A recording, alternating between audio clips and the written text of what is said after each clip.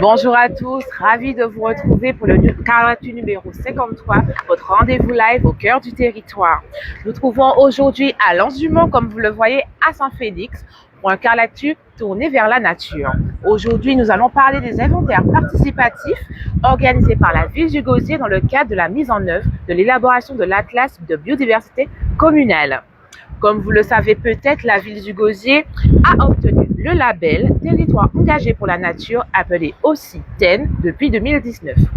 Pour en savoir plus, pour entrer dans le vif du sujet, recevons tout de suite Madame Rebecca Belval, 7e adjointe au maire et référente du projet TEN. Bonjour Madame Belval. Bonjour. Alors Madame Belval, suite à l'obtention de ce label, pouvez-vous nous parler un peu du projet TEN, de l'élaboration de l'Atlas de biodiversité communale, l'ABC? Bien sûr, bonjour à tous. Alors la ville du Gosier s'est engagée dans le développement durable en mettant des plans d'action de 6 de ces milieux naturels, dont le site de Lens-du-Mont où nous sommes aujourd'hui, des travaux sur les sites en question.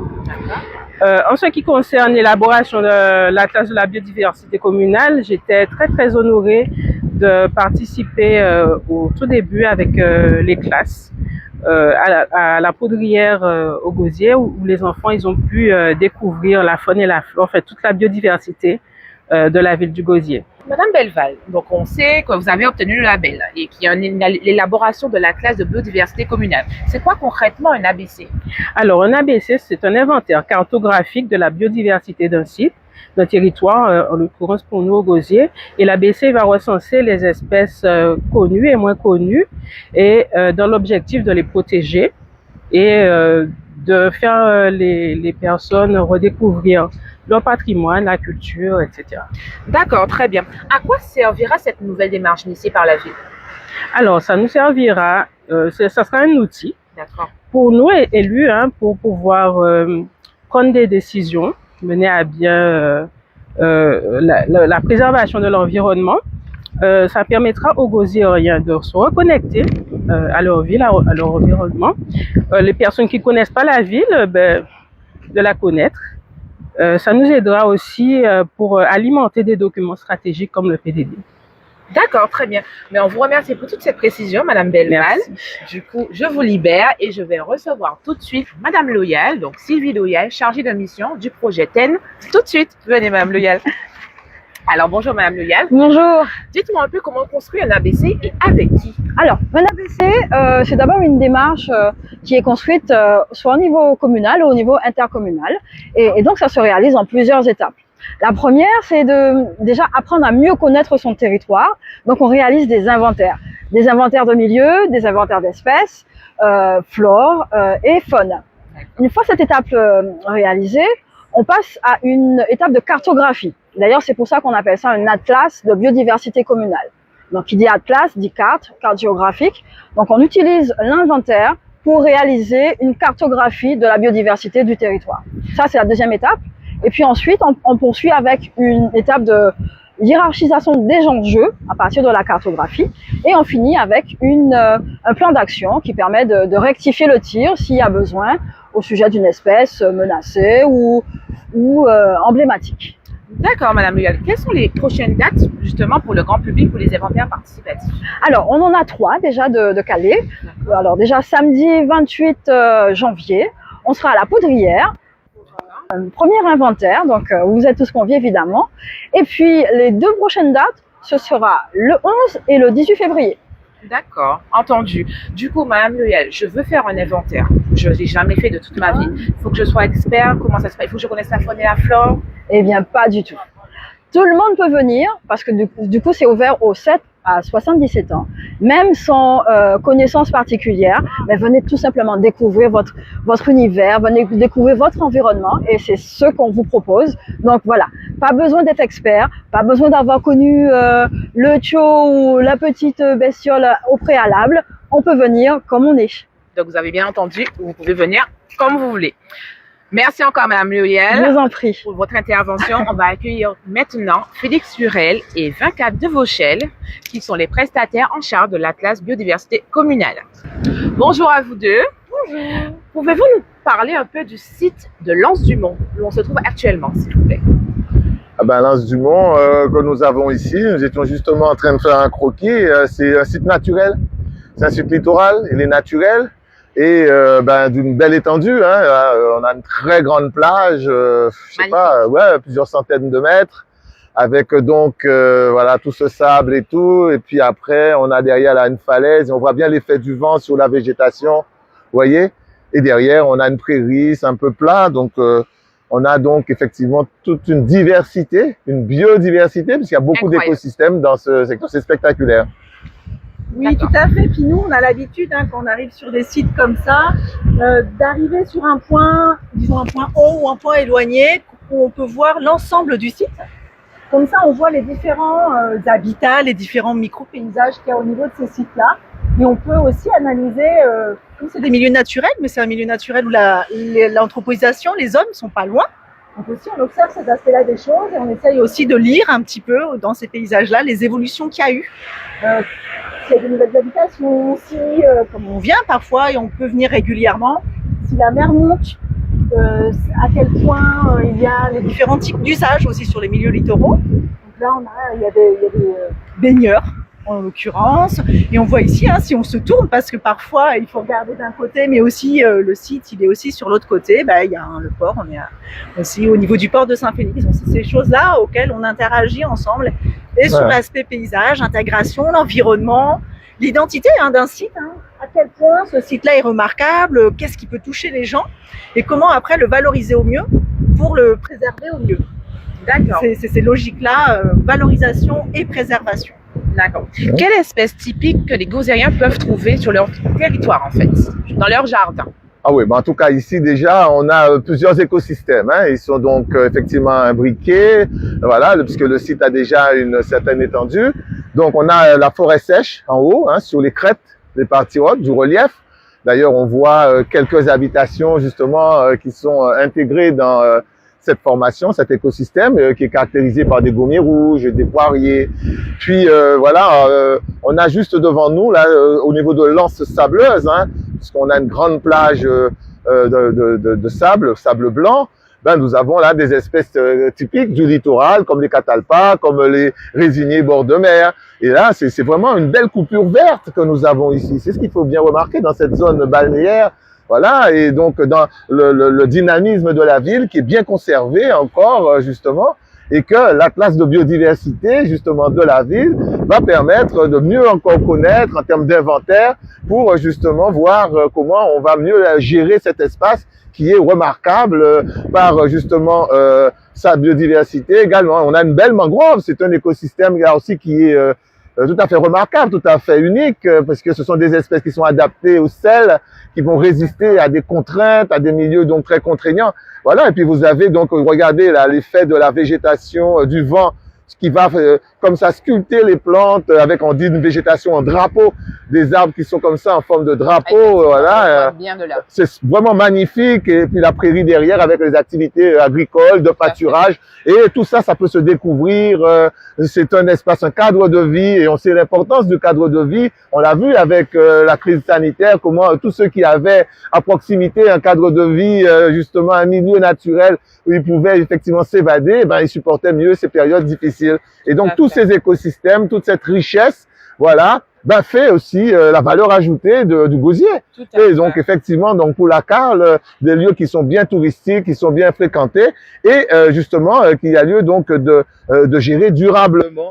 Voilà, il y a des petites mares derrière, qui sont encore des écosystèmes aquatiques, avec toute une faune, une avifaune. Vous avez vu, hein, les pélicans qui passent, des frégates.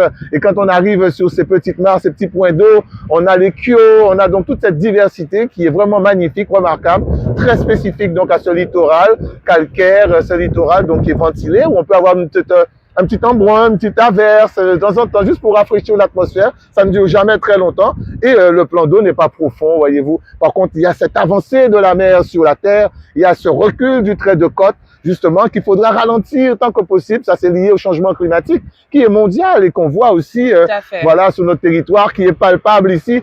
Et dans le cadre de l'Atlas de biodiversité, nous allons impliquer un maximum de populations pour les sensibiliser sur tous ces enjeux, sur tous ces facteurs, et pour ensuite, effectivement, qu'ils soient tous acteurs de cette biodiversité et donc qu'ils le fassent en pleine conscience. Très bien, je vois qu'il y a beaucoup de choses à voir. Je vous propose qu'on aille faire une petite visite. Avec plaisir. Entendu. Alors, je vous suis plutôt. Allez-y. Ah bon, je vous suis. Vous venez avec nous? Oui, madame. Qu'est-ce que vous... Regardez l'oiseau là, regardez le pipirite. Vous voyez un petit pipirite là posé à l'affût. Vous voyez? Hop, un petit tyran gris. Ben, il est dans son habitat, hein. C'est donc voilà, dans cette forêt sèche, etc. Il va chercher des insectes. Regardez tous ces petits insectes qui sont voilà juste autour. Voilà, donc c'est vraiment, donc on voit que c'est vivant, c'est fonctionnel et qu'il y a là donc une biodiversité végétale, une biodiversité aussi animale, faunistique, et nous faisons des relevés justement pour justement donc après faire un petit profil comme on a essayé de faire ici avec nos croquis. Vous voyez quelle est la végétation spécifique sur le monde, quelle végétation spécifique au bord de la plage, au bord donc des lagunes ou des plans d'eau. Et c'est comme ça donc on arrive à bien connaître les besoins, les écologies aussi de ces différents animaux et de plantes. On sait que toute espèce a un rôle. Le rôle, par exemple, du pipirite, vous m'avez dit, c'est quoi son rôle aujourd'hui sur... Alors, les oiseaux, en général, ont un rôle fondamental. Vraiment, donc, sur l'écosystème, il y a les oiseaux marins hein, qui restent plus sur la mer et qui vont pêcher, etc. Et les oiseaux, donc, de la terre ferme, ben, ceux-là, ce sont de grands disséminateurs. Parce que souvent, ils vont polliniser ou alors ils vont récupérer des fruits sous certaines plantes et aller plus loin les consommer, où ils ont par exemple leur aire de consommation, etc., pour à l'abri des prédateurs ou de ceux qui pourraient à la limite leur prendre, on va dire, leurs ressources. Et là, ils vont prendre le temps de manger et tout, et peuvent rejeter encore un peu plus loin avec un petit fumier, et là, ça va pousser tout naturellement. Ce sont donc des disséminateurs. Ils participent donc à la répartition, à la dissémination donc des plantes, et bien entendu de ces plantes naturelles qu'ils ont consommées et donc du paysage que l'on voit. Tout ça souvent a été donc distribué, répandu par des insectes, par des animaux, par le vent aussi, parce que certaines plantes sont adaptées à cette dissémination naturelle par le vent ou par l'eau, voilà, ou par d'autres animaux comme les cousins qui vous restent sur les pantalons, sur les chaussures. Tous ces cousins. Voilà, et donc qui permettent comme ça donc à la plante de se déplacer. D'accord, c'est parfait. On avance du coup.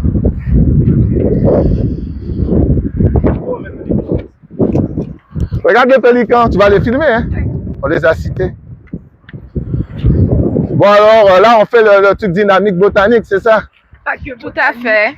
Ben, c'est là qu'on va voir surtout les plantes. Si on voit un anolis, ou bien un...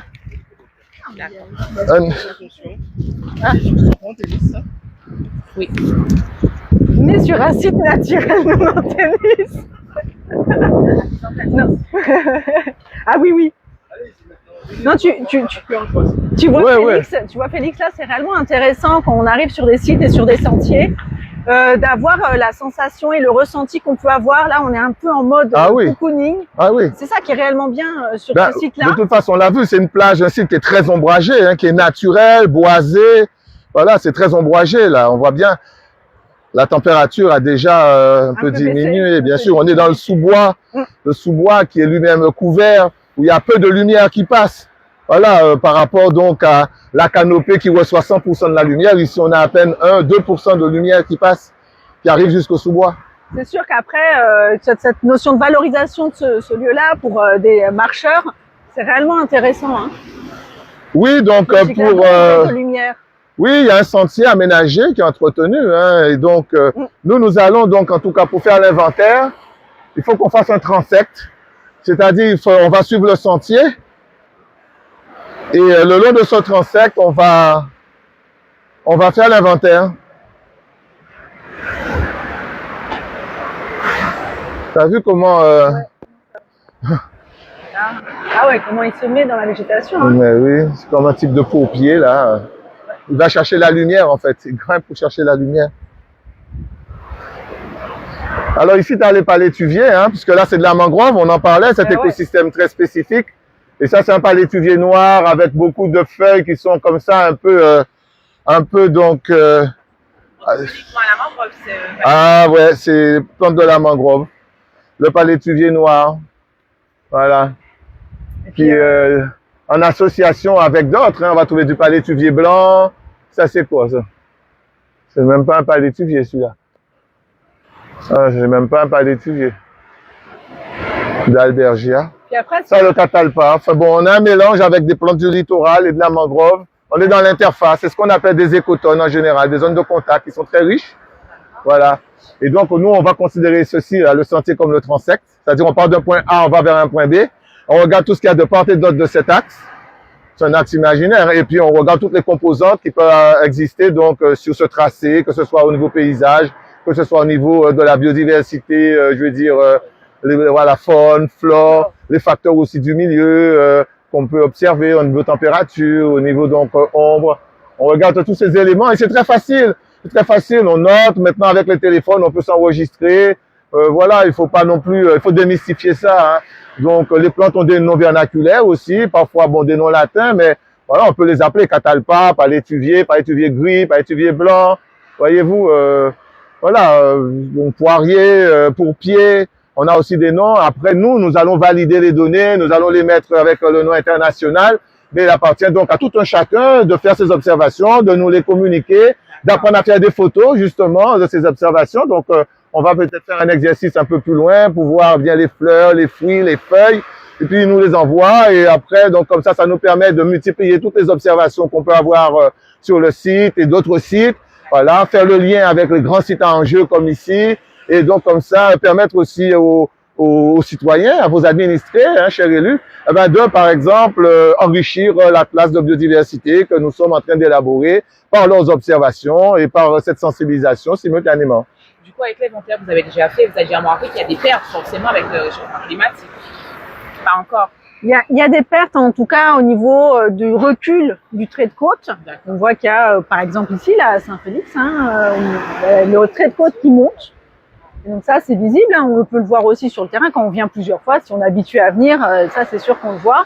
Puis après, nous aussi, à n'importe qui d'ailleurs, il y a des sites internet qui montrent les photos satellites et les photos aériennes, et on fait les comparaisons, et là, ça c'est bien visible, c'est flagrant. Ouais. Par contre, ce qu'il faut dire aussi, et ça c'est important de le dire, c'est que les zones de mangrove, quand elles sont bien préservées, elles protègent les terres.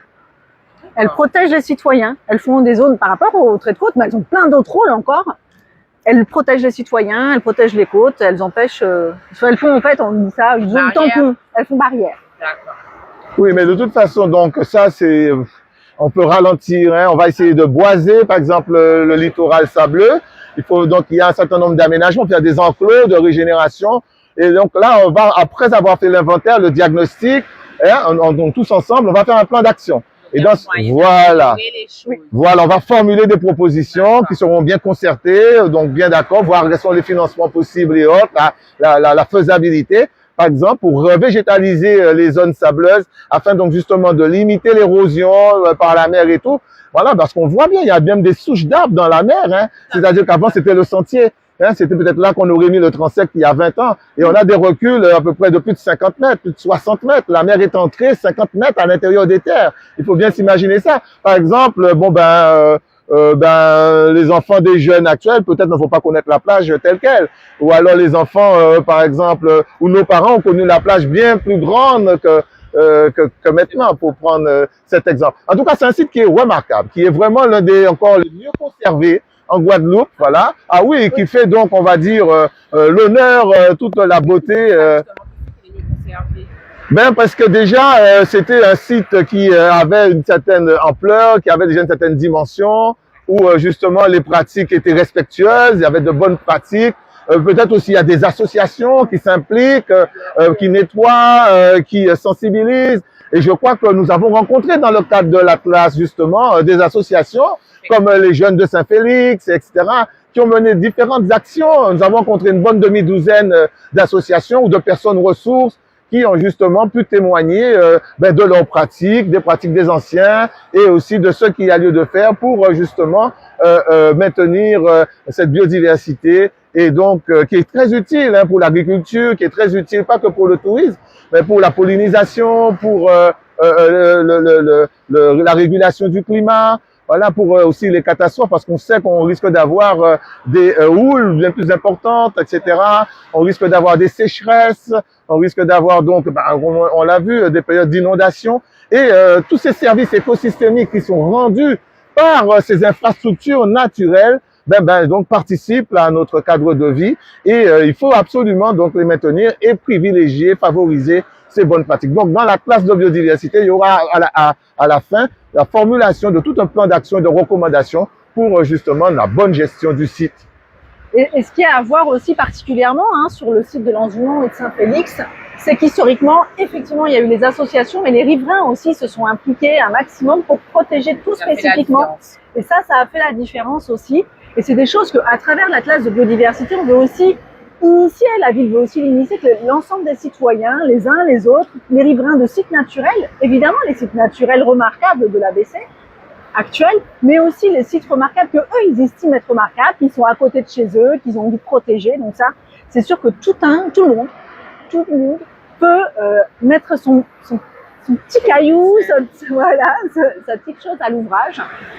Et s'impliquer au sein d'associations, mais aussi protéger les chemins à côté de chez eux. Il faut déjà qu'ils viennent à nos séances de sciences participatives. On va organiser pour ces riverains, pour ces associations, pour le groupe public, pour les élus, pour les décideurs, ceux qui sont intéressés, les étudiants, mais vraiment tous les publics. Voilà, il y aura donc des séances comme ça, justement, où on va faire de l'initiation à l'inventaire, où on va apprendre à recueillir une bonne information pour qu'ensuite elle puisse être validée par des experts dans leurs disciplines respectives. Donc, on va vraiment les inviter à venir à ces séances participatives, à ces rencontres pédagogiques. On l'a fait avec des écoles, on le fait avec donc, comme je vous l'ai dit, bon nombre d'acteurs du territoire, et ça va continuer. Il y aura donc un certain nombre d'invitations pour cela, et on attend tout le monde parce que l'affaire de tous, ces histoires de biodiversité, de la classe de biodiversité, ça doit être vraiment fédérateur. Et vraiment, c'est tout à l'honneur de la ville, c'est tout à l'honneur donc du Gosier d'organiser ces atlas de biodiversité avec l'Office français de la biodiversité,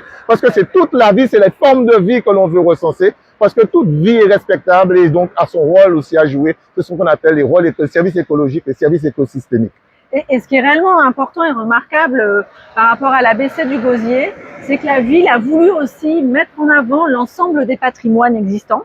Parce que les patrimoines naturels, effectivement, comme on les voit, la biodiversité, etc., interagissent tout particulièrement avec aussi les patrimoines, la logique du patrimoine culturel et aussi la logique des patrimoines historiques. Donc c'est cette solution-là qu'on veut mettre en place, mettre en avant et effectivement construire avec les citoyens l'identité du Gosier. Et une identité axée effectivement sur la préservation du milieu naturel et sur l'interaction entre aménagement du territoire, bien évidemment, et protection et valorisation des milieux naturels.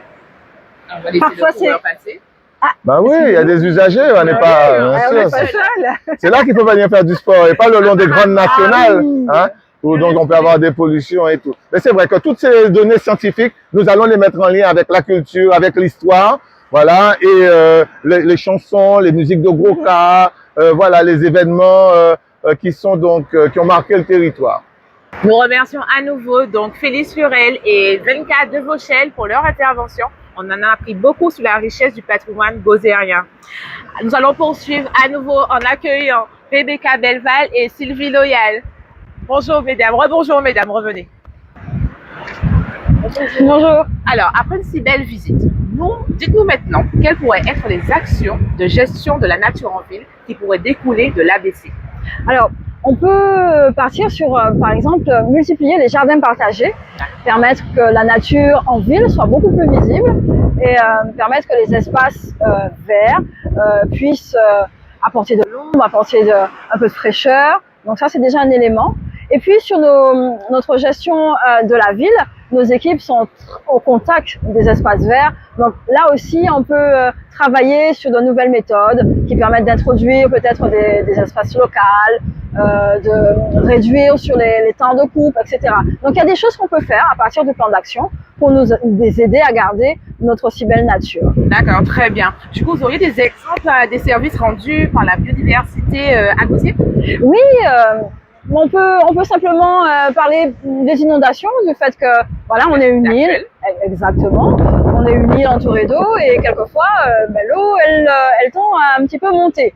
Et donc, la nature, c'est un élément régulateur, en fait, de ces montées d'eau. Donc, plus on a des zones tampons qui permettent de retenir l'eau, on a le cas, par exemple, à Ravine-Pavé, on le voit très bien, c'est une espèce de grand réservoir à ciel ouvert qui permet de retenir l'eau. Donc, il y a cet aspect-là.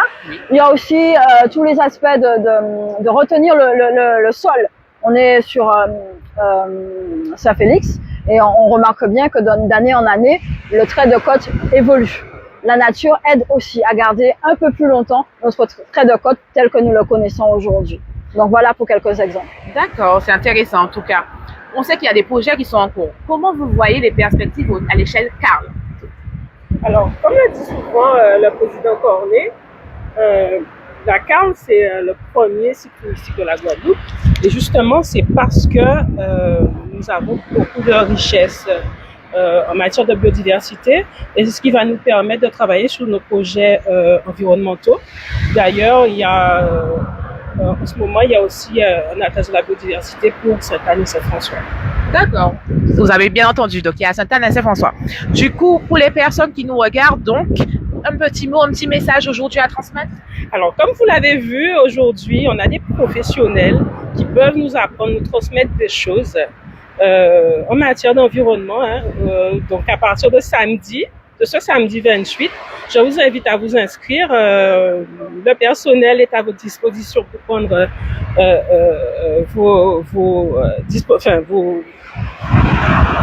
votre inscription.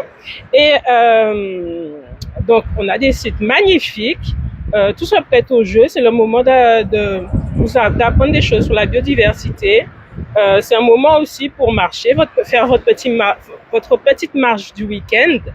Et voilà. Super. Moi, je serai là en tout cas. Et on vous attend surtout nombreux.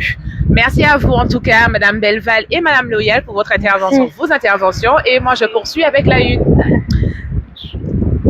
Je vais juste remettre le micro. Alors, la une du jour, c'est sur Tiboit-en-nous. Vous pouvez l'apercevoir juste ici. Oh. Je pense que c'est bon là. Voilà. Alors, connaissez-vous Tiboit-en-nous? Je reprends juste mes notes. Je m'excuse.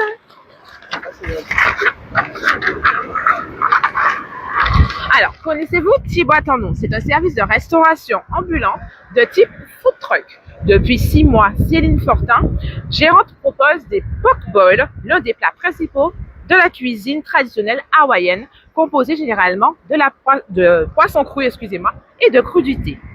Chez Tiboit-en-nous, vous pouvez retrouver des plats sains, équilibrés et variés. Céline a fait le choix de proposer des produits bons pour l'équilibre alimentaire et la santé. Du plat principal au dessert, tout est fait maison avec des produits locaux.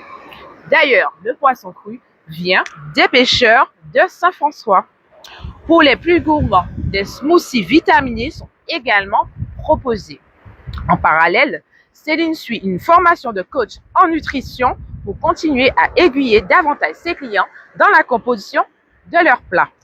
Vous pouvez retrouver Tiboit-en-nous, donc les vendredi et samedi sur le parking de Marché-en-nous à Saint-François de 7h30 à 13h30. Les mercredis sur la plage de Raisin-Clair de 9h à 16h30 et ensuite au Moule près du rond-point éolienne d'Amancourt de 11h à 14h30. C'est tout pour moi. Je vous laisse entre de bonnes mains avec Naomi qui va vous présenter l'agenda et les infos pratiques. À bientôt. Bonjour à tous, je suis très heureuse de vous retrouver pour la partie info pratique et l'agenda. Donc avant de vous présenter les rendez-vous, notez dans votre agenda, nous allons tout de suite passer aux infos pratiques. Nous allons vous parler conseil de quartier. Alors vous pouvez être acteur de la vie de votre commune en devenant conseiller de quartier. Mais qu'est-ce qu'un conseiller de quartier justement ? Ce conseiller constitue un organe consultatif et participatif permettant de renforcer l'exercice de la citoyenneté au travers de la démocratie participative et de tendre vers la plus grande représentativité possible de la population. Donc les conseils de quartier sont chargés d'exprimer les demandes et les besoins des citoyens à l'échelle du quartier. Donc les membres de ce conseil s'engagent à œuvrer en faveur de l'intérêt général de la commune et du quartier. Donc qui peut faire partie de ce conseil? Donc tout habitant du quartier considéré ou exerçant une activité professionnelle ou associative Comment s'y inscrire? Donc l'inscription se fait par mail à l'adresse cabinet@villedugosier.fr et les conditions sont simples. Donc il faut être âgé de 16 ans et plus, être domicilié dans le quartier où la candidature est déposée. Pour le collège d'associations et d'acteurs locaux, donc il faut travailler ou exercer une action associative dans le quartier où la candidature est déposée. Une seule candidature sera retenue par foyer et enfin il ne faut pas être membre du conseil municipal. Pour la deuxième info pratique à noter, donc une nouvelle réglementation en vigueur pour la baignade et les activités nautiques sur la plage du bourg de la ville de Sainte-Anne. Donc la ville de Sainte-Anne vous informe que de nouvelles dispositions ont été prises pour réglementer la baignade et les activités nautiques sur la plage du bourg. Donc ainsi, depuis le 3 janvier 2023, un nouveau calendrier de surveillance est établi. Donc n'hésitez pas à le contacter, à le consulter sur la page Facebook de la ville de Sainte-Anne et ou de la Riviera du Levant. Donc, durant les périodes de surveillance, le numéro d'appel des secours est le 0590 83 39 90. Et en dehors de ces périodes, vous pouvez contacter directement le 112. L'arrêté et les informations complémentaires sont disponibles sur le site de la ville de Sainte-Anne, donc villedesaineanne.fr. C'est tout pour les infos pratiques. Nous allons passer maintenant à l'agenda. Donc, vous souhaitez de l'aide dans vos démarches administratives? Le bus France Service sera disponible donc demain à Sainte-Anne, justement dans les grands fonds, place de l'église, et vous pourrez retrouver les agents donc pour vos démarches administratives jusqu'à 13 h. Nous allons parler accueil fiscal de proximité. Nous vous informons de la reprise de l'accueil fiscal de proximité à la mairie du Gosier, donc tous les mardis et vendredis de 8 h à midi pour les habitants de la commune. Un agent des services des finances publiques répondra à toutes vos questions relatives à la fiscalité des contribuables du Gosier. L'accueil du public s'effectuera toujours dans le respect des gestes barrières et le port du masque est fortement conseillé. Pour votre prochain rendez-vous, donc nous allons parler des cafés de l'Arawak. Ce jeudi 26 janvier à partir de 18 h, retrouvez Nathan Luce, Raymond Process et Didier Des Arawak Beach Resort pour découvrir des contes, poèmes d'amour, lectures et échanges sur le thème poétique Lovers. Nous allons maintenant parler des stages de carnaval avec l'école de la mer. L'association L'école de la mer propose des stages de carnaval et des inscriptions. Donc les inscriptions sont ouvertes. Donc des stages pour apprendre la mer en s'amusant, destinés aux enfants de 7 à 12 ans. Donc ou à l'aquarium de Guadeloupe, quand ce sera du 13 au 17 février avec une sortie en mer qui est prévue et du 20 au 24 février avec 3 jours de stage. Les inscriptions se font au 0590 90 92 38 ou par mail à l'adresse merguadeloupe@gmail.com. C'est tout pour la partie agenda et info pratique. En attendant, on se retrouve très vite pour un prochain Carlactu sur notre site de la Riviera du Levant pour votre rendez-vous live au cœur du territoire. Merci et à très très vite.